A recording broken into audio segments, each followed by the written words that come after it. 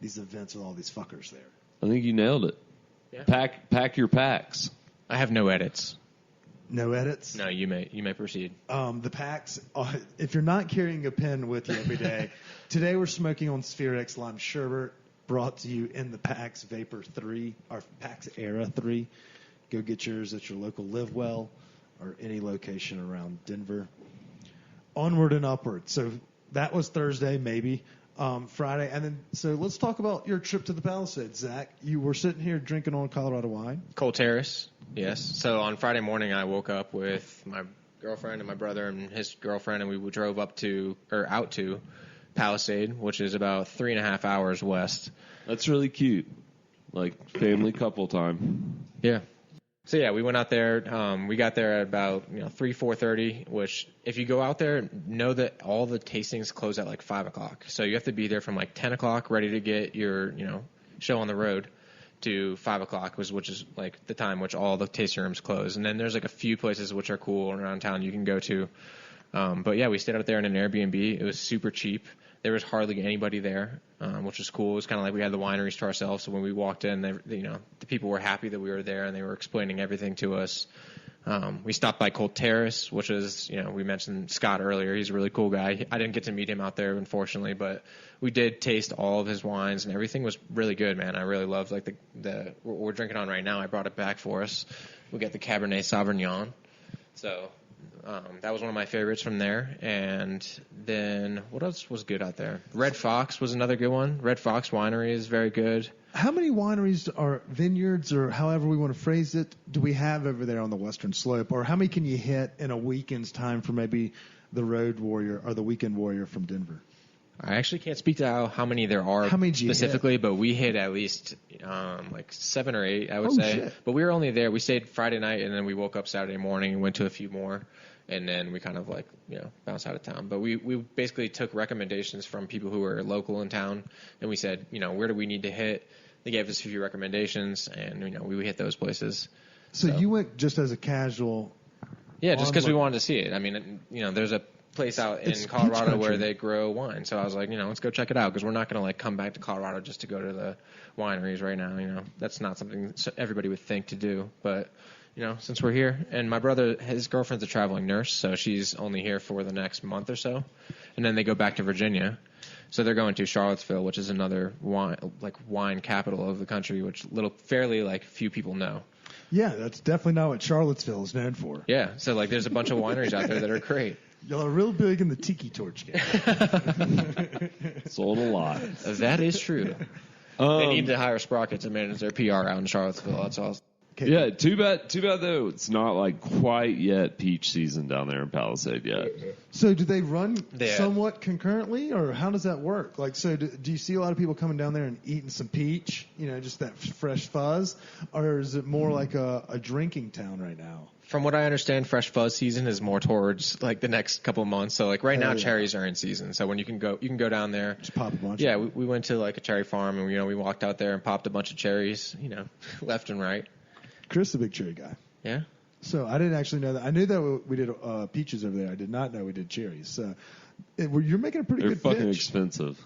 Are they? Well, you also only shop at Whole Foods. Pricey. No, but anywhere you go and you buy like cherries, they're going to be like $4 something a pound. It's that's about accurate. It's like grapes. They're expensive.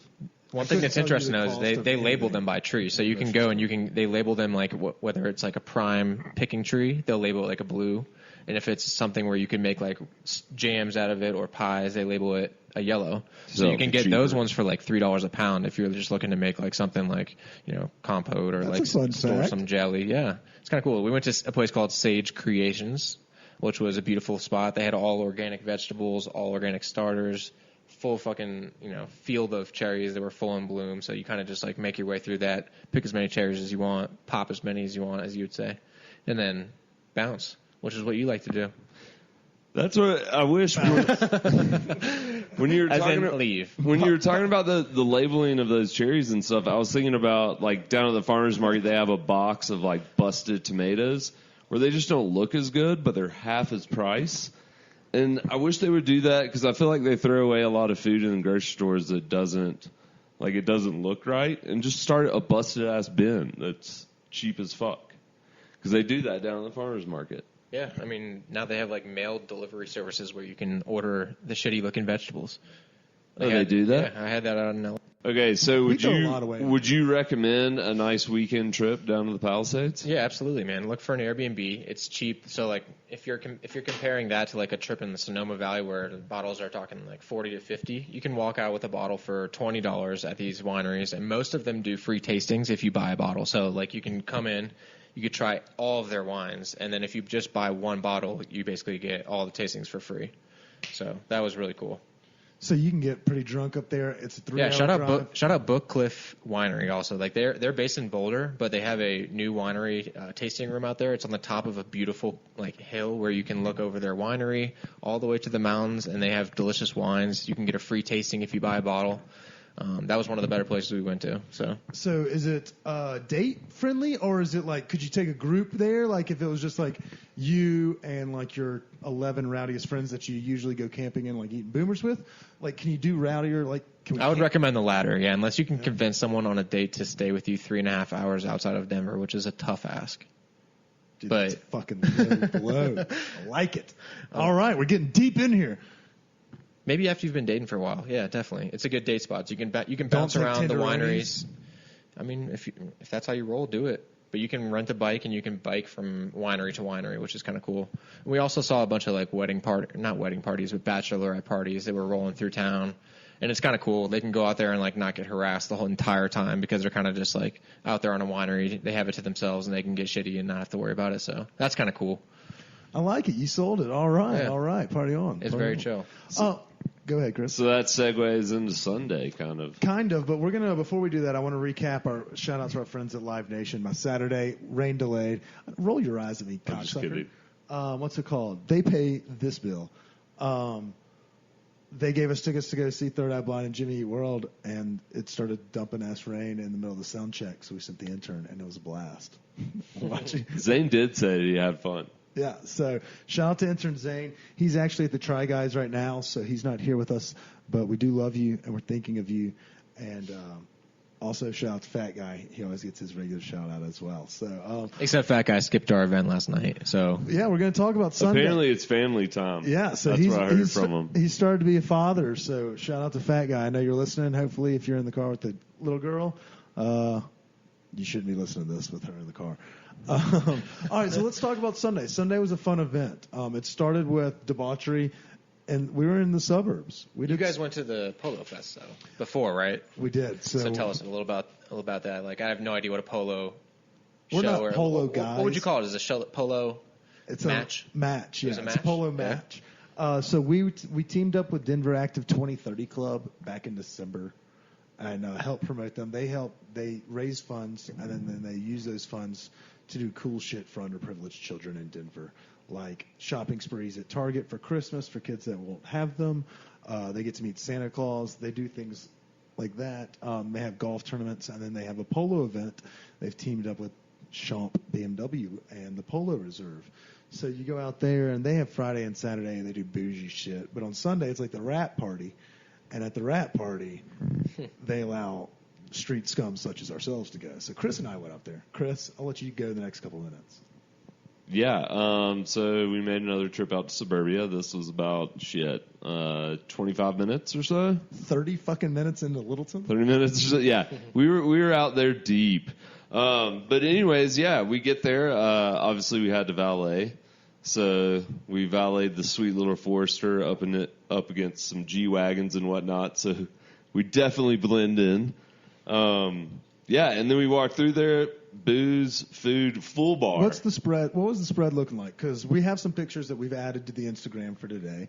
For everyone listening, y'all seen a couple of them. What was some of the favorite things you had up there, dude?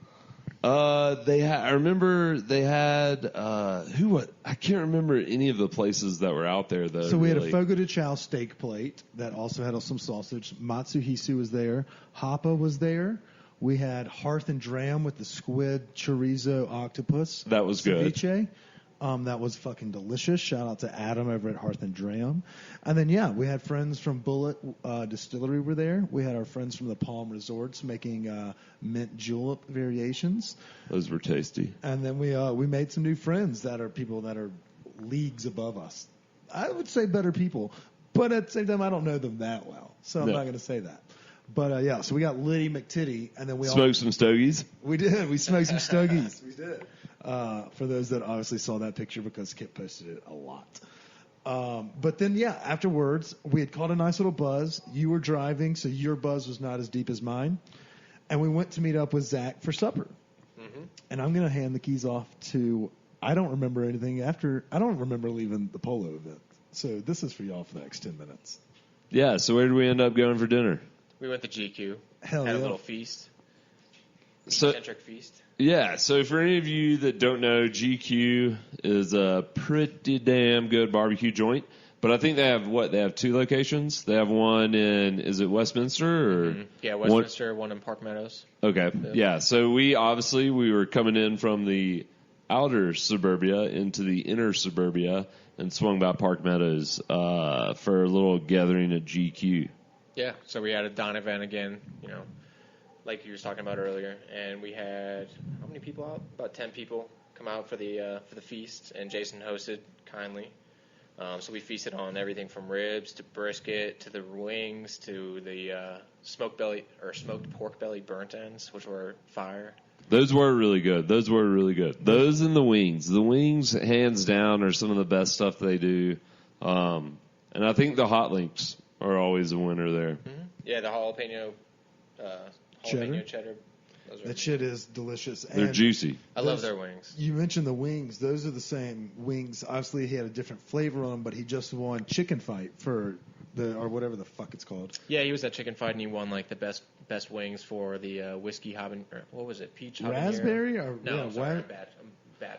It was a fruit. And then it was a habanero, and then it was our bourbon or something. Yeah, like that. bourbon, peach, smoked wings. That's what it was. Yeah, and so he definitely has that down to a science. Dude, his wings. I mean, I work with Jason, so full disclosure, but non-biasly, I think his wings are some of the best in and around Denver. But it's not traditional buffalo wings, right? So like, let's not throw up arms here and get in a fight about like what are the best traditional wings, but.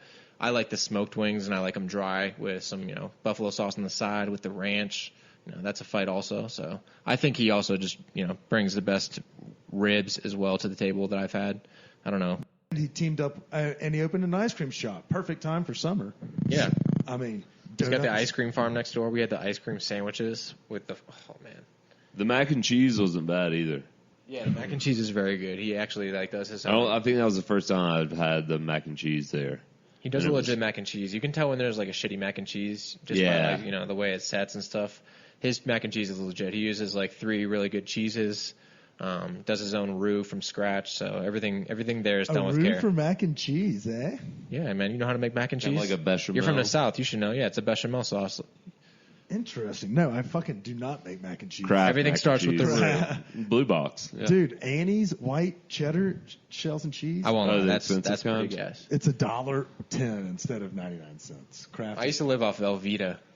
I can't do that, but I can do powder. I don't know what it is. I can't do Easy Mac anymore, though. That's Easy Mac just used the to be my microwavable. That was Shit. fucking awful. I used to have them. I used to eat them all the time growing up, so I'm burnt out on them now. See, I haven't been able to do like the ramen noodle packs in forever. See, You just had too many?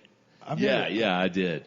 I had way too many. I'd never had those until recent, maybe in the last 2 years or so. Just had them, and it's not the ones in the cup; it's the ones that have in the package. Yeah, like the little wider ones.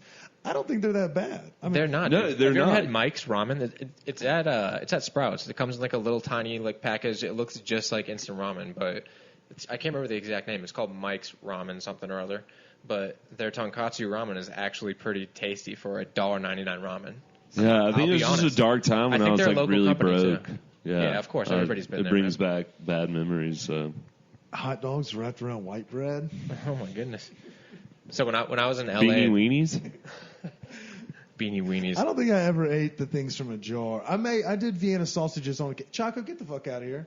No. I mean, you make beanie weenies. You don't buy them like. I thought you were talking get about the beans jar. and then I thought you were talking about the can that has like the sausages inside of the baked beans. No. You make it. Like, What's that called? It. There's a. Beanie weenies. Is it beanie weenie? Yeah. Sounds right. Yeah. But I mean, like you make them with your own hot dogs and beans. You don't buy it together.